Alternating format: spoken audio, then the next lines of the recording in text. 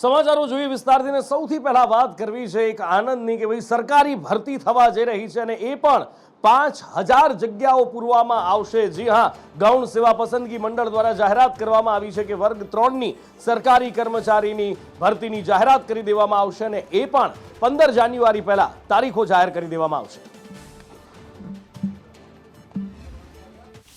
સરકારની સીધી સૂચનાઓ છે કે ભરતી સત્વરે થાય। 15 જાન્યુઆરી પહેલાં આની જાહેરાત થઈ જશે। કરીબન 5000 જેટલી જગ્યાઓ વર્ગ 3ની 5000 જેટલી જગ્યાઓ ભરવા માટેનું જાહેરાત આગામી 15 દિવસની અંદર ઉત્તરાયણ પહેલાં આપી દેવાનું અમારું તૈયારી કરી દીધી છે। આ ભરતીની જાહેરાત કરવામાં આવી છે। કેટલી ભરતી થશે એના અત્યારે અમે આંકડા આપને બતાવી રહ્યા છીએ। આ અંદાજે કેટલી ભરતી થશે એના આંકડા અત્યારે તમે ટીવી સ્ક્રીન ઉપર જોઈ રહ્યા છો કે જે 5000 ભરતી જાહેર કરવામાં આવી છે। હેડ ક્લાર્ક છે તો 150 આંકડા મદદનીશ છે। 90 વર્ગ 3ના કર્મચારીઓની આ ભરતી માટેની જાહેરાત 15 જાન્યુઆરી પહેલા કરી દેવામાં આવશે। 5000 જગ્યાઓ ભરવામાં આવશે। કેવી રીતે ભરતી કરવામાં આવશે ને આ વખતે જ્યારે આ ભરતી થાય ત્યારે એક આશા છે કે કોઈ પણ વિવાદ કોઈ પણ ગેરરીતિ ન ઉઠે તો કેવી તૈયારીઓ કરવામાં આવશે, કોની કોની ભરતી થવાની છે, કયા કયા કર્મચારીઓની ભરતી થશે। હિરેન જોડાયા છે, હિરેન પાસેથી જાણીએ। હિરેન, રાજ્ય સરકાર આ 15 જાન્યુઆરી પહેલા જ લગભગ 4500 થી લઈ અને 5000 સુધીની અલગ અલગ કેડરની વર્ગ 3ની જગ્યાઓ માટેની ભરતી પ્રક્રિયા છે તે શરૂ કરવા જઈ રહી છે। લગભગ નોટિફિકેશન 2 થી 3 દિવસની અંદર આવી જશે તે પ્રકારની વાત અત્યારે સામે આવી રહી છે। જે જગ્યાઓ છે એમાં સૌથી વધુ જગ્યાઓ છે જુનિયર ક્લાર્કની લગભગ 2500 જેટલી જગ્યાઓ પરની ભરતી પ્રક્રિયા શરૂ થશે। સિનિયર ક્લાર્કની 550 જગ્યા, કલેક્ટર ઓફિસ ક્લાર્કની 600 જગ્યા, 160 સમાજ કલ્યાણ વિભાગની અને 200 જગ્યા ઓફિસ આસિસ્ટન્ટની જગ્યાઓ છે। આ ઉપરાંત આ પરીક્ષાઓ નવી પરીક્ષા પદ્ધતિથી લેવામાં આવશે, એટલે કે ઉમેદવારે એક જ ફોર્મ ભરવાનું રહેશે અને એક જ ફોર્મ પર ઉમેદવારે એક જ પરીક્ષા પણ આપવાની રહેશે। એ પરીક્ષામાં પાસ થયા પછી ઉમેદવારને જે તે ટકાવારી અથવા તો એની જે ગુણાંકન હશે એના આધારે કઈ કેડરમાં તેને જવું છે એનું સિલેક્શન કરવાનું રહેશે। એના કારણે સીધો ફાયદો એ થશે કે અલગ અલગ ભરતી હોવાને કારણે ઉમેદવારોએ અલગ અલગ જગ્યાઓ પર પાસ થતા હતા અને કેટલીક જગ્યાઓ પર નિમણૂક પત્ર મળ્યા બાદ પણ હાજર નહોતા થતા અને એના કારણે અનેક જગ્યાઓ ખાલી રહી જતી હતી। એ પરિસ્થિતિનું નિર્માણ ન થાય એટલા માટે એક જ ભરતી પ્રક્રિયામાં સંપૂર્ણ રીતે સાથે ફોર્મ ભરવાની અને પરીક્ષા લેવાશે। એના કારણે એક જ વ્યક્તિએ એક જ જગ્યા પર પોતાનું ફોર્મ સિલેક્શન છે અથવા તો જગ્યાનું સિલેક્શન કરવાની રહેશે, જેથી કરીને દરેક ઉમેદવારોને ન્યાય મળી શકે। અને બીજી એક ભરતી પણ થવા જઈ રહી છે અને એ છે વન કર્મચારીઓમાં બિટગાર્ડની ભરતી થવા જઈ રહી છે। જી હા, વન કર્મચારીઓ ફોરેસ્ટ બિટગાર્ડની પરીક્ષાની તારીખ જાહેર કરી દેવામાં આવી છે। 8 ફેબ્રુઆરીએ આ પરીક્ષા લેવામાં આવશે। બિટગાર્ડની 4,18,000 ઉમેદવારો આ પરીક્ષા આપવાના છે। બીટગાર્ડની પરીક્ષા ગુજરાત ગૌણ સેવા પસંદગી મંડળ લેવાનું છે અને આ માટે 8 ફેબ્રુઆરીએ તારીખ નક્કી કરવામાં આવી છે। 4,18,000 ઉમેદવારોની બીટગાર્ડની પરીક્ષા લેખિત પરીક્ષા MCQ પરીક્ષા છે અને 200 માર્કની આ પરીક્ષા રહેશે। કોમ્પ્યુટર બેઝ રિક્રુટમેન્ટ ટેસ્ટથી લેવાની છે અને 8 તારીખથી શરૂ થશે। રોજના લગભગ 50,000 ઉમેદવારોની પરીક્ષા લેવાનું આયોજન છે। તેથી કરી 7 દિવસ સુધી આ પરીક્ષા ગુજરાત રાજ્યના જુદા જુદા લગભગ 10 જિલ્લાઓના પરીક્ષા સેન્ટરો પર લેવામાં આવશે। એટલે એક બાજુ સરકારી ભરતીની મોસમ ખીલતી દેખાઈ રહી છે। બિટગાર્ડની પરીક્ષા છે, વર્ગ 3ના કર્મચારીઓની ભરતીની જાહેરાત થવાની છે ને આ બધા વચ્ચે યુવરાજસિંહ જાડેજા ફરી એકવાર સામે આવ્યા છે અને ફરી એકવાર યુવરાજસિંહ જાડેજાએ ભરતી પ્રક્રિયામાં ગેરરીતિના આરોપ લગાવ્યા છે। કેતન શાહ અને રણજીત ઓળે રૂપિયા લઈ અને સરકારી નોકરી મેળવી હોવાના આરોપ કર્યા છે। યુવરાજસિંહ વધુ એક કૌભાંડને લઈને મીડિયા સમક્ષ આવ્યા છે। શું છે આખી વિગત, તેમની સાથે સીધી વાત કરીશું। બાપુ, ફરીથી એક કૌભાંડને લઈને તમે આવ્યા છો, શું છે આખી ઘટના? ખાસ કરીને જોવા જઈએ તો જે કોમ્પિટિટિવ એક્ઝામો છે, એટલે કે સ્પર્ધાત્મક પરીક્ષાઓ છે, એ સ્પર્ધાત્મક પરીક્ષાઓમાં ક્યાંક ને ક્યાંક નેક્સસ ચાલી રહ્યા છે। બનાસકાંઠાના દિયોદર ખાતે અમારી પાસે જે માહિતી બહાર આવી કે જે બે વ્યક્તિઓ છે, કથિત રીતે જોવા જઈએ તો કે ભાઈ કેતન શાહ અને જે રણજીત ઓડ છે, એ બંને વ્યક્તિઓ જે ઉચ્ચ ભારતીય જનતા પાર્ટીના હોદ્દેદારો છે એમના નામે ચરી ખાતા હોય એવું ન લાગી રહ્યું હતું, એટલે એમના નામે એને 5 લાખ 10 લાખ વિદ્યાર્થીઓ પાસેથી પૈસા લઈ અને નોકરી આપવાનું સપનું એમને દેખાડ્યું હતું. એટલે આ પ્રકારની માહિતી જ્યારે અમારી સમક્ષ આવી તો અલગ અલગ ભરતી કૌભાંડો અમારી સામે આવ્યા અને ભરતી કૌભાંડમાં જે વ્યક્તિનો ભોગ બન્યો છે એ ભોગ બનનાર વ્યક્તિ જ્યારે અમારી પાસે આવીને રજૂઆત કરી કે પોલીસ અમારે ફરિયાદ લેતી નથી, તો અમે ઝડપથી એ બાબતમાં પણ સંજ્ઞાન લીધું કે પોલીસ આ લોકોની ફરિયાદ દાખલ કરે. પણ ક્યાંક ને ક્યાંક કહી શકાય કે એ કહેવા પ્રમાણે જો એ વગદાર વ્યક્તિ હોય તો એના કારણે ક્યાંક ને ક્યાંક દાળમાં કશું કાળું લાગ્યું અને એ લોકો ફરિયાદ દાખલ કરતા નથી. એ પણ એક નવી વાસ્તવિકતા છે. અને 157મી નગરપાલિકા બનવા જઈ રહી છે. ત્યાર સુધીમાં 8 મહાનગરપાલિકા અને 156 નગરપાલિકાઓ રાજ્યની અંદર છે. 157મી નગરપાલિકા બનવા જઈ રહી છે. ક્યાં બનવા જઈ રહી છે, કેવી રીતે અને શા માટે આ નિર્ણય લેવામાં આવ્યો છે, સંજય પાસેથી જાણીએ.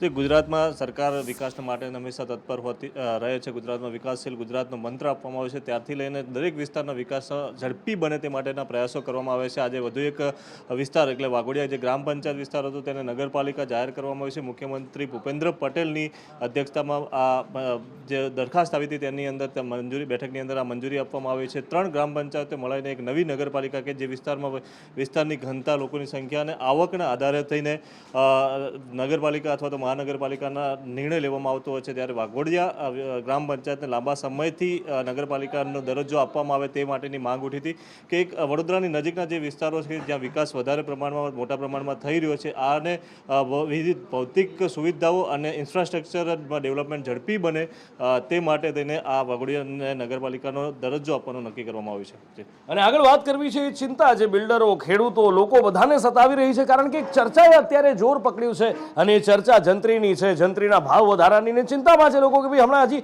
ફેબ્રુઆરીમાં તો જંત્રીનો ભાવ વધારાયો, એપ્રિલમાં એનો અમલ કરાયો અને વર્ષોથી જંત્રીના ભાવ નહોતા વધારાયા અને ડબલ કરાઈ અને હવે વળી કઈ જંત્રી વધારા માટે કરવામાં આવી રહી છે અને જો ભાવ વધશે તો કેટલો થશે. ઘણી બધી વાતો, ઘણી બધી ચર્ચાઓ ચાલી રહી છે અમદાવાદ શહેરની અંદર. પણ આખરે આ બધી જ વાતોને રદિયો આપવામાં આવ્યો છે. આ જંત્રીના વધારાની વાત અફવા સાબિત થઈ છે અને ખુદ ક્રેડાઈના પ્રમુખે એ વાત કરી છે, એ વાતનું ખંડન કર્યું છે. નિકુલ પાસેથી જાણીએ બધી વાતો.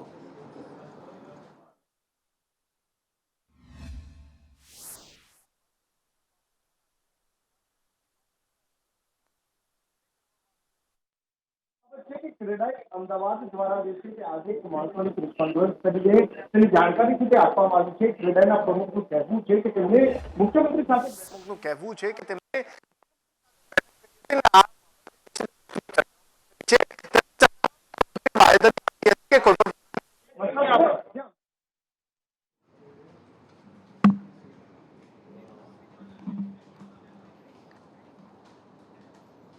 અને આગળ વાત કરવી છે અયોધ્યામાં ભગવાન રામચંદ્રની એ દિવ્ય મૂર્તિની, રામલલાની એ મૂર્તિ જે વિરાજમાન થવાની છે.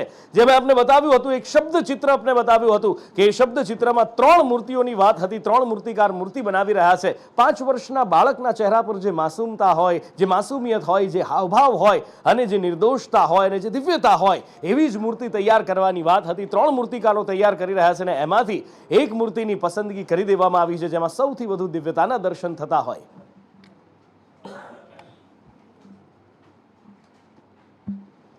7 મહિનાથી આ મૂર્તિનું નિર્માણ કાર્ય ચાલી રહ્યું હતું. 3 અલગ અલગ મૂર્તિકાર છે એ પોતાની બધી જ ભાવનાઓ એ મૂર્તિની અંદર પ્રસ્થાપિત કરી અને મૂર્તિનું નિર્માણ કરી રહ્યા હતા. જે 54 ઇંચની એ મૂર્તિ હશે, ભગવાનના અંગૂઠાથી લઈ અને લલાટ સુધીની એ મૂર્તિની પસંદગી કરી લેવામાં આવી છે જેની ગર્ભગૃહમાં સ્થાપના કરવામાં આવશે. અજય વધુ માહિતી સાથે જોડાયા છે. અજય,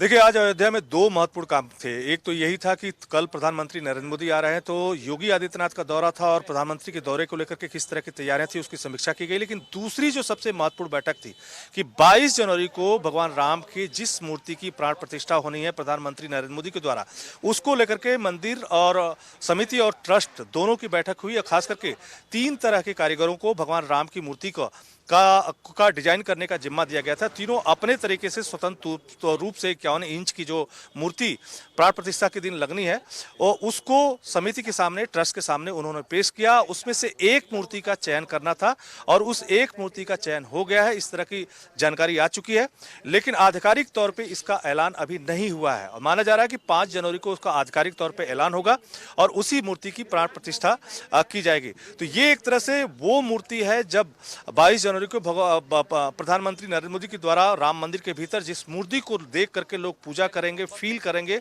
वही वो मूर्ति होगी। और पहले ही समिति के द्वारा या ट्रस्ट के द्वारा ऐलान कर दिया गया था कि बाकी की जो दो मूर्तियां चाहे जिस भी सूरत में होंगी, अगर खराब भी होंगी तो उसकी जिम्मेदारी ट्रस्ट की नहीं होगी। सारे जो कलाकार हैं अपने बिहाफ पे इन मूर्तियों को बनाएंगे और जो मूर्ति पसंद आएगी उसी का एक तरह से प्राइस दिया जाएगा, वही फाइनलाइज की जाएगी। तो वो मूर्ति एक तरह से फाइनल हो चुकी है। 5 जनवरी को ऐलान होगा और 22 जनवरी को जो प्राण प्रतिष्ठा होगी उसी में यही मूर्ति प्राण प्रतिष्ठा के लिए रखी जाएगी। जी। અને આગળ વાત કરવી છે વડાપ્રધાન નરેન્દ્ર મોદીના પ્રાણ પ્રતિષ્ઠા પહેલાના અયોધ્યાના પ્રવાસની। આવતીકાલે વડાપ્રધાન જઈ રહ્યા છે અયોધ્યા। શું હશે તેમનો કાર્યક્રમ અને એની સાથે સાથે જ્યારે વડાપ્રધાન જઈ રહ્યા છે તો શું ભેટ મળવા જઈ રહી છે અયોધ્યાની? કેવી અયોધ્યામાં વિકાસના નવા નવા કામો અને જે કરોડો રૂપિયાના કામોને લીલી ઝંડી આપવાના છે, શું છે એ કામોને એની સાથે સાથે કઈ ટ્રેનો ક્યાંથી પહોંચશે અયોધ્યા, તમામ વિશે જાણીએ ધવલ પાસેથી। ચિનુપુર વડાપ્રધાન નરેન્દ્ર મોદી 22 જાન્યુઆરીએ રામ મંદિરના પ્રાણ પ્રતિષ્ઠા મહોત્સવમાં સામેલ થાય એ પહેલાં આવતીકાલે એટલે કે 30 ડિસેમ્બરે અયોધ્યાના પ્રવાસે જઈ રહ્યા છે અને અયોધ્યાના મહર્ષિ વાલ્મીકી એરપોર્ટ અને અયોધ્યા ધામ રેલવે સ્ટેશનનું ઉદ્ઘાટન કરવાના છે।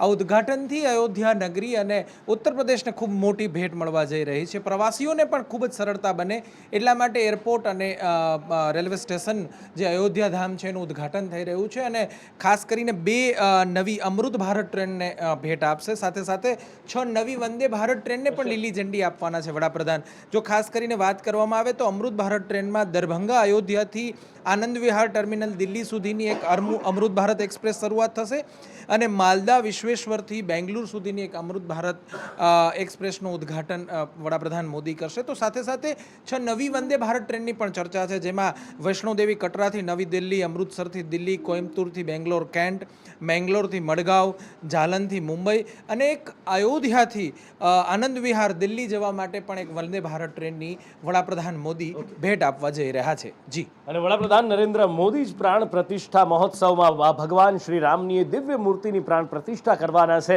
ત્યારે કેવી રીતનો હશે એ મહોત્સવ, કેવી રીતે પૂજા વિધિ કરવામાં આવશે, કયા મુહૂર્તની અંદર અને કેવી રીતે પ્રાણ પ્રતિષ્ઠા થશે, કશ્યપ પાસેથી જાણીએ।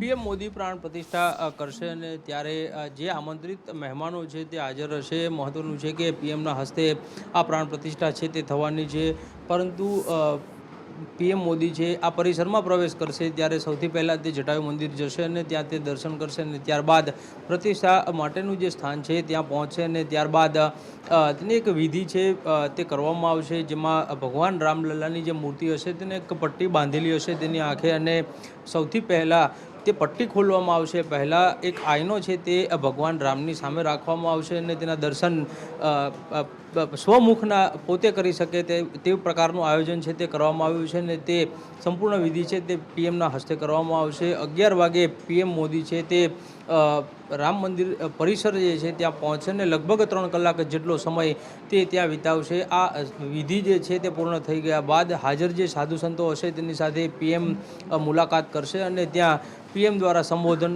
કરવાનું આયોજન પણ કરવામાં આવ્યું છે અને જે કોઈ આમંત્રિતો હશે તે તમામ માટે ત્યાં પ્રસાદની વ્યવસ્થા પણ ઊભી કરવામાં આવી છે। અને આગળ વાત કરવી છે 31st અને એને લઈને પોલીસના પ્લાનિંગની, કારણ કે 31st અને દારૂની રેલમછેલ કોઈ નવી વસ્તુ નથી, પણ હા દારૂ પી અને છાકટા બનેલા ઉપર સકંજો કસવો ખૂબ જરૂરી છે અને દરેક શહેરની દરેક જિલ્લાની પોલીસની એ જવાબદારી બને છે। ત્યારે સુરત પોલીસ દ્વારા પણ દાવો કરવામાં આવ્યો છે કે આવા છાકટા બનેલા લોકોને કાબૂમાં રાખવા તૈયારી કરી છે। શું દાવો કરવામાં આવ્યો છે સુરત પોલીસ દ્વારા? મનીષ પાસેથી જાણીએ। મનીષ। જી બિલકુલ નુપુર, જે રીતના 31st નજીકના દિવસોમાં આવી રહી છે ત્યારે લોકો છે તે ઉજવણી કરતા હોય છે, રાત્રિ દરમિયાન ખાસ કરીને ઉજવણી કરતા હોય છે। તે કેટલાક લોકો છે તે આ 31stમાં જે કહેવાય કે નશાકારક જે પદાર્થો સેવન કરીને ઉજવણી કરતા હોય છે। ખાસ કરીને વાત કરીએ તો સુરત શહેરમાં દારૂનું સેવન અને ડ્રગ્સનું સેવન જે રીતના વધ્યું છે ત્યારે પોલીસે આ વખતે જે એક્શન પ્લાન બનાવી નાખ્યો છે અને ખાસ ડુમ્મસ જે રોડ છે તે અંગારી ચેકિંગ ધરવામાં આવશે, અલગ અલગ પોઈન્ટો બનાવવામાં આવશે। સાથે જ વાત કરીએ તો સુરતના 8 જેટલા જે ડુમસ રોડ પર જે ફાર્મ હાઉસ અને ક્લબ આવેલા છે તેને પરમિશન આપવામાં આવી છે. ખાસ જે રીતના વાત કરીએ તો આ વખતે જે બ્રેથ એનાલાઇઝર છે તેનાથી ચપ્પે જે કહેવાય કે લોકોનું ટેસ્ટિંગ કરવામાં આવશે. મહત્વની વાત એ છે કે હવે દારૂ કરતાં વધારે જે ચલણ વધ્યું છે તે ડ્રગ્સનું વધ્યું છે, એટલે કહેવાય કે ડ્રગ્સ માટેની જે ડ્રગ્સ ડિટેક્ટ કિટ છે તે પણ જે કહેવાય કે રાખવામાં આવશે સાથે, અને જે યુવાનો છે તેનું ટેસ્ટિંગ કરવામાં આવશે. એટલે કહેવાય કે સુરત શહેરમાં જે રીતના 31st ઉજવણી કરવામાં આવતી હોય છે અને લોકો છે તે નશામાં છાકતા બનતા હોય છે, અને જે સાદાઈથી જે પરિવાર સાથે જે લોકો જે 31st ઉજવણી કરતા હોય છે અને કેટલાક અસામાજિક તત્વ છે તે આ માહોલ બગાડતા હોય છે, તેને રોકવા માટે સુરત પોલીસે ખાસ એક્શન પ્લાન બનાવ્યો છે. અને આ તમામ જે કહેવાય કે રોડ રસ્તા ઉપર છે જે આશરે 25,000થી વધુ જે કેમેરા છે તેના પર કંટ્રોલ રૂમમાંથી ખાસ ધ્યાન રાખવામાં આવશે. સાથે જ રાત્રિ દરમિયાન પણ ફાર્મ હાઉસ પર જે કહેવાય કે ડ્રોન ઉડાડવામાં આવશે ને જે કહેવાય કે પોલીસ છે તે નજર રાખશે અને આવા લોકોને પકડશે. જી નુપુર. બિલકુલ, એક બાજુ સુરત શહેરની અંદર આ તૈયારી કરવામાં આવી છે અને આમ તો જો કે દરેક જગ્યાએ અલગ અલગ શહેરોની અંદર તમે જાઓ તો રાત્રે લગભગ 11:30-12 વાગ્યા પછી પોલીસની ચેકપોસ્ટ ગોઠવાઈ જતી હોય છે. પોલીસ જે લોકો જતા હોય છે, આવતા જતા વાહન ચાલકો, એમને પણ તપાસતી હોય છે. ડ્રંક એન્ડ ડ્રાઈવના કેસ પણ નોંધાવાના શરૂ થઈ ચૂક્યા છે. પણ જ્યાંથી દારૂ ઘુસાડવાના પ્રયત્નો કરવામાં આવે છે એ બોર્ડર ઉપર, એટલે કે રાજ્યની બોર્ડર ઉપર પણ અત્યારે ચાક ચોબાન બંદોબસ્ત ગોઠવી દેવામાં આવ્યો છે. ગુજરાત રાજસ્થાન બોર્ડર, અને એમાં પણ અંબાજીની છાપરી ચેકપોસ્ટ જે અંદરની બાજુ પડે છે, જ્યાં કદાચ એવું કોઈ વિચારતું હોય કે અહીંયા પોલીસ બંદોબસ્ત નહીં હોય તો ત્યાં પણ પોલીસ અત્યારે ગોઠવાઈ ચૂકી છે. એક વાહન જે રાજસ્થાનથી ગુજરાતમાં આવી રહ્યું છે, એ નાનું વાહન હોય, મોટી બસ હોય, દરેકને ચકાસવામાં આવી રહ્યા છે અને પછી જ ગુજરાતમાં પ્રવેશ આપવામાં આવી રહ્યો છે.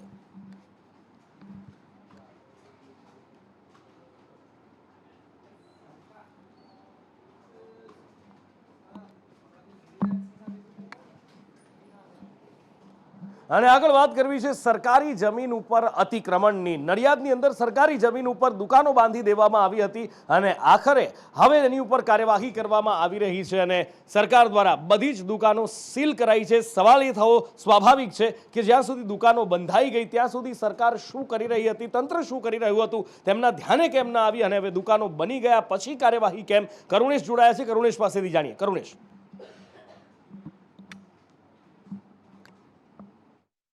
જી નુપુર, તો જે રીતે આજે કોરોના કાળ દરમિયાન આજે ગેરકાયદેસર દુકાનો બંધાઈ અને ગેરકાયદેસર દુકાનો બંધાઈ અને અત્યારે આ સીલ મારવાની કાર્યવાહી હાથ ધરાઈ છે. પહેલા તો આ દ્રશ્યો બતાવી દઉં, દુકાનને સીલ મારવામાં આવી છે, પરંતુ સૌથી મોટો સવાલ એ થાય છે કે જ્યારે દુકાનો બનતી હતી અને વેચાઈ ગઈ ત્યાં સુધી સરકારી તંત્ર અધિકારીઓ શું કરી રહ્યા હતા તે એક સૌથી મોટો સવાલ છે.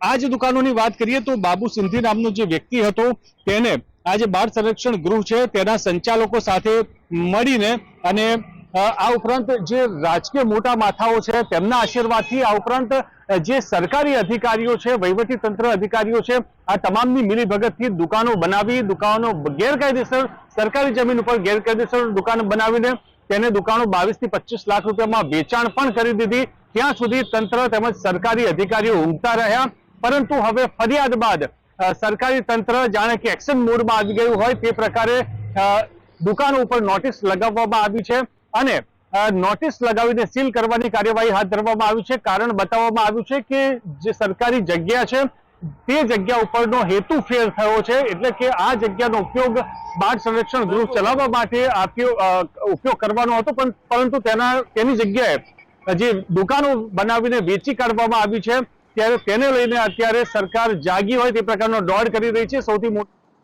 બિલકુલ બિલકુલ કરુણેશ. અને આગળ વાત કરવી છે ખાણ ખનીજ માફિયાઓ જે સુરેન્દ્રનગરની અંદર બેફામ બન્યા છે. ગઈકાલે અમે આપને બતાવ્યું કે કેવી રીતે તંત્ર દ્વારા જે 1300 કરતાં વધારે ખાડા ખોદી દેવામાં આવ્યા છે, બેફામ ખનન કરીએ પૂરવાની કામગીરી શરૂ કરવામાં આવી છે અને પછી ખનન માફિયાઓની અંદર ફફડાટ ફેલાયો છે. ભાજપ કોંગ્રેસના નેતાઓના શરણે ગયા અને બંને જાણે આ ખનીજ માફિયાઓ ખનન માફિયાઓના સમર્થનમાં આવ્યા હોય એવું દેખાઈ રહ્યું છે. યશ પાસેથી વિગતે જાણીએ. બિલકુલથી સુરેન્દ્રનગરમાં ખાણ ખનીજ માફિયાઓ બેફામ બન્યા છે. કોઈની રહેમ નજર હેઠળ આ લોકો બેરોકટોક અત્યાર સુધી ખનન કરતા હતા, જે એક મોટો સવાલ છે. સબસલામતના દાવા કરતી રાજ્ય સરકાર અને પોલીસની પણ અહીં પોલ છતી થાય છે.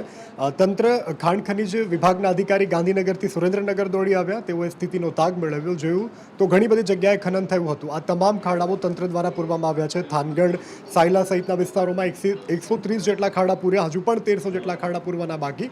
હવે ખનન માફિયાઓ છે તે MLAને શરણે એમએલએ ગયા, એમએલએને પત્ર લખી અંગે રજૂઆત કરીને કહેવું કે ભાઈ ત્વરિતના ધોરણે આ બંધ કરાવો, અમને અધિકારી હેરાન કરે છે. હવે ભાજપ કોંગ્રેસ બંને જે નેતાઓ છે તેના શરણે આ ખનન માફિયાઓ ગયા છે.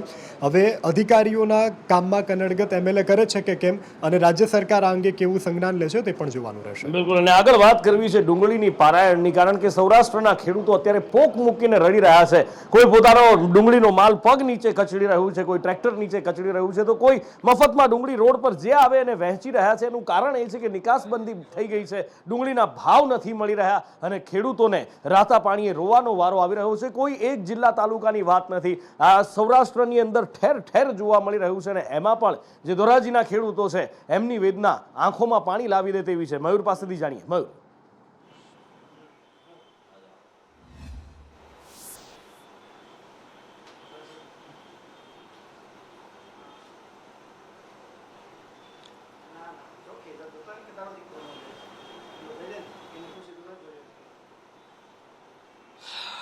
બિલકુલ નુપુર, સૌરાષ્ટ્રની અંદર આ સ્થિતિ છે તે દરરોજ જોવા મળી રહી છે. ભાવનગર હોય, ધોરાજી હોય, ગોંડલ હોય, રાજકોટ હોય, જ્યાં જશો ત્યાં ખેડૂતો રાતે પાણી રોઈ રહ્યા છે. કારણ કે એક તરફ તેમને વાયદો કરવામાં આવ્યો હતો કે તેની આવક ડબલ થઈ જવાની છે, તો બીજી તરફ ડુંગળીના પાકની અંદર તેમને રાતા પાણીએ રોવું પડી રહ્યું છે.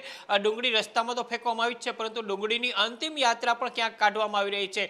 ધોરાજીના ખેડૂતોએ, ખેડૂત આગેવાનોએ સ્થાનિક રાજકીય નેતાઓથી લઈને કેન્દ્ર સુધી રજૂઆત કરી છે કે નિકાસબંધી છે એ હટાવી લેવામાં આવે, ડુંગળીની નિકાસ કરવામાં આવે, જેથી કરીને ખેડૂતોને 2 પૈસા મળે. બીજી વિષમ સ્થિતિ એ જોવા મળી રહી છે કે ખેડૂતોની ડુંગળી છે 2 રૂપિયા 5 રૂપિયા પ્રતિ કિલો વેચાય છે, તો બજારની અંદર 30 થી લઈને 40 રૂપિયા પ્રતિ કિલો વેપારીઓ છે તે ડુંગળી વેચી રહ્યા છે અને ગ્રાહકોને લૂંટી રહ્યા છે. આ પ્રકારની સ્થિતિના કારણે ખેડૂતો છે એઓ તો આ નજારો જોઈને જાણે આપઘાત કરવો હોય તે પ્રકારની પરિસ્થિતિની અંદર તેઓ પસાર થઈ રહ્યા છે. અને એ વાત આ પરિસ્થિતિ ખાલી ધોરાજીના કે એની આસપાસના ખેડૂતોની નથી, લગભગ સૌરાષ્ટ્રના બધા જ જિલ્લા તાલુકાના ખેડૂતોની છે. અને એમાં પણ ભાવનગરના શિહોરની અંદર ખેડૂતો હવે આકરા પાણી આવ્યા છે. ડુંગળીના ભાવ નથી મળી રહ્યા, ખેડૂતો પાયમાલ થઈ રહ્યા છે. અને કિસાન ક્રાંતિ ટ્રસ્ટે મોરચો સંભાળ્યો છે, ભાજપની સંકલ્પ યાત્રાનો વિરોધ કર્યો અને વિરોધ કરનારની પોલીસ દ્વારા અટકાયત કરી લેવામાં આવી.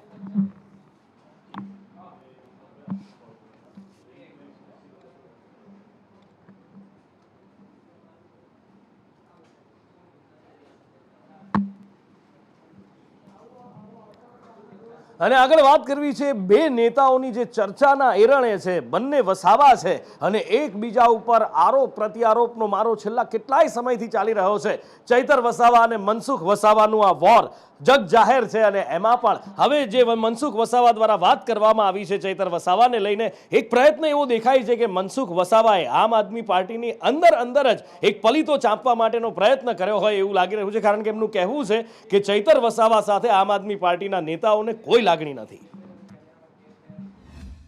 આ લોકોનો ચૈતર વસાવા માટે કોઈ લાગણી નથી. મને ઘણા ટાઈમથી જોઉં છું, ચૈતર વસાવા કે ચૈતર વસાવાના ફેમિલી સાથે કોઈ એમની જરા પણ લાગણી નથી. એક માત્ર ને માત્ર આપ પાર્ટીને મજબૂત કઈ રીતના કરી શકાય, કઈ રીતના હાઇલાઇટ કરી શકાય અને ભારતીય જનતા પાર્ટી ને ભારતીય જનતા પાર્ટીની સરકારને કેમ કરીને બદનામ કરી શકાય એ ઉદ્દેશથી આ લોકો આવી રહ્યા છે. બાકી આખો મામલો જે છે કોર્ટનો મામલો છે, કાનૂની મુદ્દો છે, એ કોર્ટની રાહે એ મુદ્દો ઉછેરવો જોઈએ. હવે આવા સંમેલનો કરીને ચૈતર વસાવાને આગળ ધરીને ઉલટો એનો કોર્ટમાં એનો કેસ બગાડી રહ્યા છે.